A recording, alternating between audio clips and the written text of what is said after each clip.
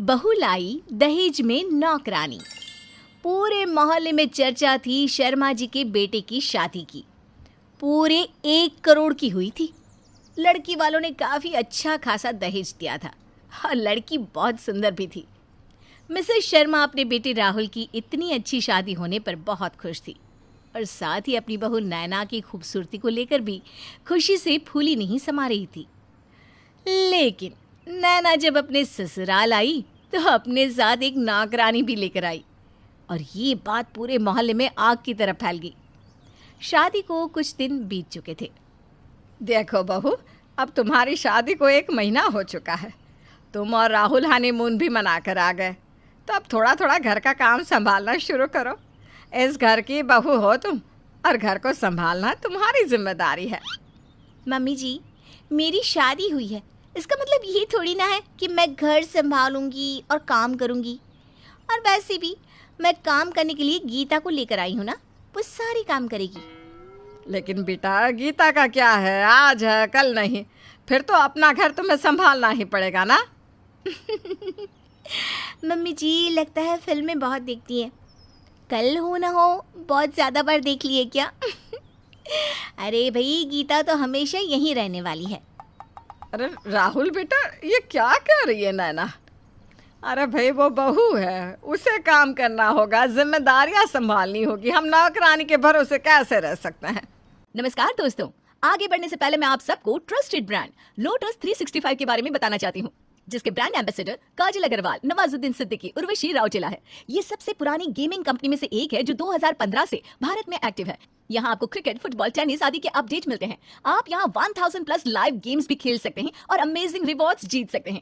इस प्लेटफॉर्म पर आपको बेस्ट ऑफर्स और प्रमोशंस भी मिलते हैं। साथ ही सबसे अच्छी बात यह है कि इसमें 7 1-to-1 कस्टमर सपोर्ट है। तो आप किसका इंतजार कर रहे हैं? अभी खेलें और iPhone 13, royal Enfield, Samsung Galaxy S22 ultra जैसे एक्साइटिंग गिव अवेज के साथ बोनस ऑफर का लाभ उठाएं। मम्मी, अब नैना कह रही है ना कि उसके साथ उसकी नौकरानी है, तो आप उसे काम करने के लिए क्यों कह रही हैं? और धीरे धीरे वो काम करना सीख जाएगी ना। ज़बरदस्ती तो हम उससे कुछ नहीं करवा सकते। अच्छा भाई, ठीक है, मैं तुम्हारी बीवी से कोई काम करने को नहीं कहूँगी। जब उसे खुद को अकल आएगी तो अपने काम अपने आप कर लेगी।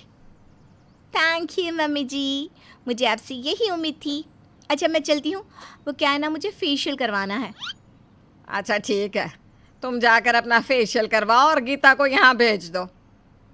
गीता को क्यों भेजना है? आपको उससे क्या काम है?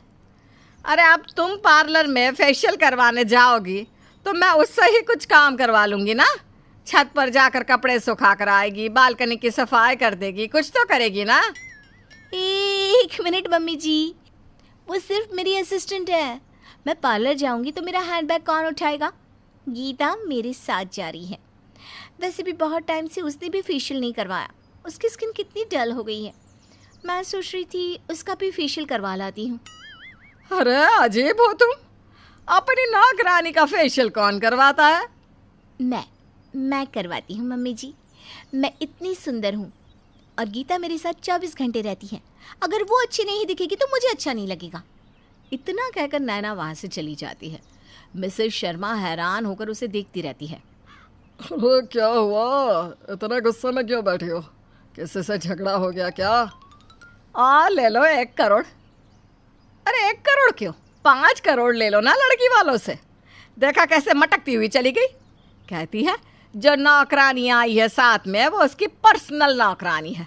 मैडम उसको अपने साथ फेशियल कराने ले गई है। अब क्या कर सकते हैं, बहू है हमारी, ज़्यादा कुछ कह भी तो नहीं सकते ना। कुछ दिनों के बाद, अरे गीता, ज़रा पानी तो पिला दे, घुटनों में बड़ा दर्द हो रहा है, उठा ही नहीं जा रहा। क्या हुआ मम्मी जी? आपने मुझे बताया क्यों नहीं कि आपके घुटनों में दर्द हो रहा है? लाइए, मैं इन पर तेल लगा देती हूँ। अरे नहीं नहीं बेटा, रहने दो, तुम्हें काम करने की आदत नहीं है ना, इसलिए मैंने सोचा तुम्हें नहीं बताती। अरे काम करने की आदत नहीं है तो क्या हुआ मम्मी जी? आप इतने दर्द में हैं, आपके पैरों में इतनी परेशानी है, क्या मैं आपके लिए इतना भी नहीं कर सकती? लाइए, मैं आपके घुटनों पर मालिश कर देती हूँ। अच्छा ठीक है बहू, तुम इतना कह रही हो तो पैरों पर तेल लगा ही दो। लेकिन ज़रा गीता से कहो ना कि मुझे 1 गिलास पानी पिला दे, बहुत प्यास लग रही है।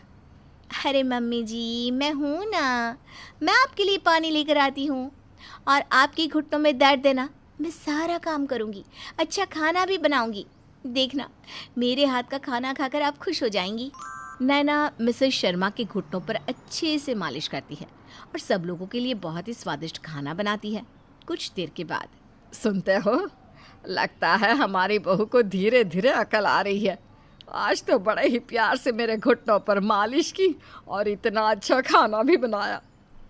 मैं तो पहले ही कहता था थोड़ा वक्त दो उसको, धीरे धीरे सुधर जाएगी। अभी नई नई आई है, काम करना सीख जाएगी। शायद आप ठीक कहते थे, मैंने ही समझने में गलती कर दी। कल सुबह बहू से कहना कि अपने हाथों से बढ़िया सी चाय बनाकर पिलाए। जब से शादी होकर आई है मैंने तो अपने बहू के हाथ की चाय भी नहीं पी। हाँ हाँ बिल्कुल, क्यों नहीं। मेरी बहू अब बहुत बदल गई है, कितनी खुशी खुशी मेरी सेवा भी करती है। अगले दिन सुबह के वक्त अरे नैना बहू, ज़रा मेरे और अपने पापा जी के लिए 2 कप चाय तो बना कर लाओ बेटा। कल इतना बढ़िया खाना बनाया था, सोच रहे हैं तुम्हारे हाथ की चाय भी पी कर देख लेते हैं। मम्मी जी, अभी तो मैं सोकर भी नहीं उठी, अब क्यों मुझे इतनी आवाज़ें लगा रही हैं? सोने दीजिए ना। लगता है बहू गहरी नींद में है। एक काम करो, गीता से कहकर तुम चाय बनवा लो। अरे गीता बेटा, देखो तो नैना शायद बहुत थक गई है, कल उसने पहली बार खाना बनाया था ना। एक काम करो, तुम चाय बना कर ले आओ। लेकिन ये क्या? तभी नैना दौड़ते हुए अपने कमरे से बाहर आती है। मम्मी जी, मैंने आपको बताया था ना, आपको जो कहना है मुझसे कहिए। अब गीता को क्यों बोल रही हैं आप? अरे बेटा, मैंने तुमसे ही तो चाय बनाने को कहा, लेकिन तुमने कहा तुम्हें नींद आ रही है तो मैंने सोचा गीता से बनवा लेती हूँ। हाँ तो मम्मी जी, अब मुझसे या गीता से चाय बनाने के लिए कहने की क्या ज़रूरत है? मैंने सब कुछ कर तो दिया है। क्या मतलब बेटा, तुमने पहले से ही चाय बनाकर रख दी है? नहीं पापा जी, मैंने ऐसा काम किया है कि मम्मी जी को अब मुझे या मेरी असिस्टेंट गीता को कुछ भी कहने की ज़रूरत ही नहीं है। ये तुम क्या कह रही हो नैना? मेरी भी समझ में कुछ नहीं आ रहा। क्या किया है तुमने? क्या मम्मी के लिए कोई नई सर्वेंट ला दी है? आप लोग भी ना कुछ नहीं समझती। अरे कल मैंने मम्मी जी के घुटनों पर आयुर्वेद के तेल की अच्छी वाली मालिश की ना। हाँ, लेकिन उसका चाय बनाने से क्या लेना देना? बहू, मैं तुमसे बहुत खुश हूँ, तुमने मेरे घुटने एक ही बार में ठीक कर दिए। लेकिन तुम्हारे इस बात का मतलब मुझे समझ में नहीं आ रहा। मम्मी जी कितनी भोली हैं आप। देखिए, मैंने आपके घुटनों पर तेल लगाया क्योंकि आप उठ नहीं पा रही थी, कोई काम नहीं कर पा रही थी। हाँ बिल्कुल ऐसा ही था बेटा। अब देखो, अब तो मैं दौड़ भी सकती हूँ। तो बस मम्मी जी, फिर दौड़िए और कीजिए घर के काम। मैंने आपको बोला था ना, गीता सिर्फ मेरा काम करेगी, और आप इतना भी नहीं समझी। मैंने आपके घुटने इसलिए ठीक किए ताकि आप मेरी नौकरानी यानी कि मेरी गीता को परेशान ना करें। मुझे लगा बहू बदल गई है, मेरी सेवा करना चाहती है, लेकिन नहीं, वो तो अपनी दहेज में लाई नौकरानी को बचाने की कोशिश कर रही थी। हे भगवान, अच्छी नौकरानी दे दी तुमने मेरी बहू के दहेज में।